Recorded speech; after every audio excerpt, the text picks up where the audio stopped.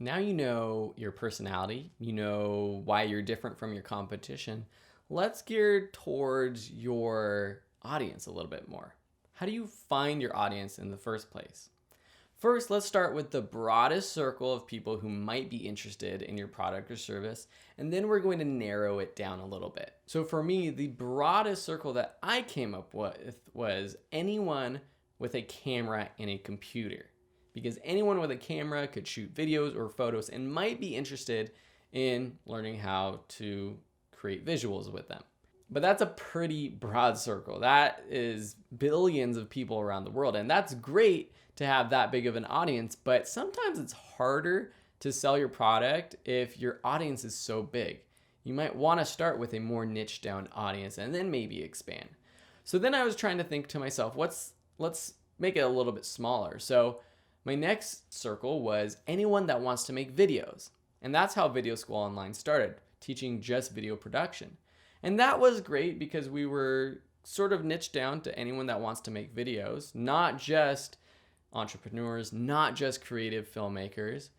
But this sort of put us in a bubble where if we wanted to put out photo editing classes or other types of design classes, we were going outside of our target audience. So our third idea for our circle of audience was anyone that wants to create visuals to improve their business.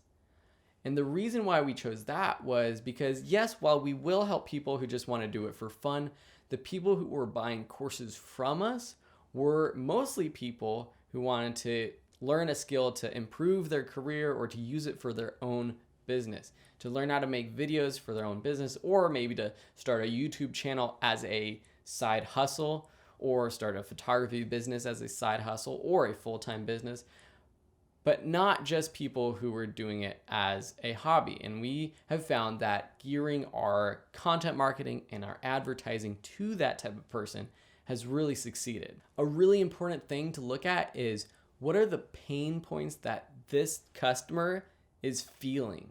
Because if you understand their pain, then you can solve their problems.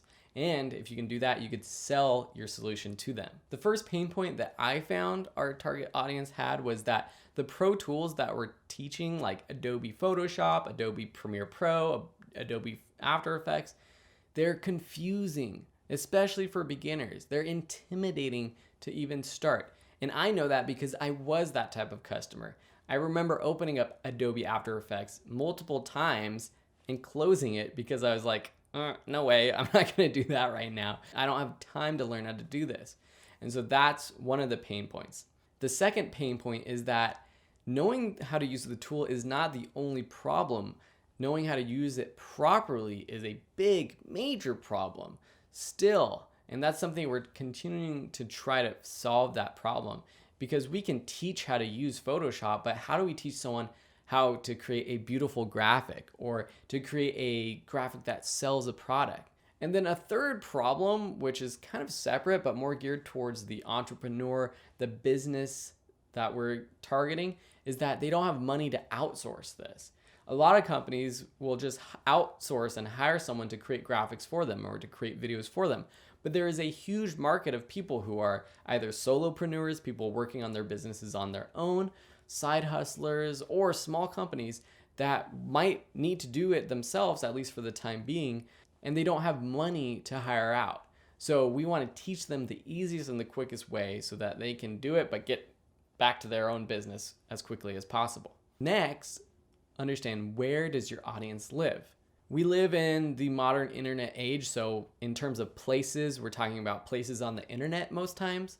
We're talking about on Facebook, on Twitter. Are they on Snapchat? Are they on Pinterest?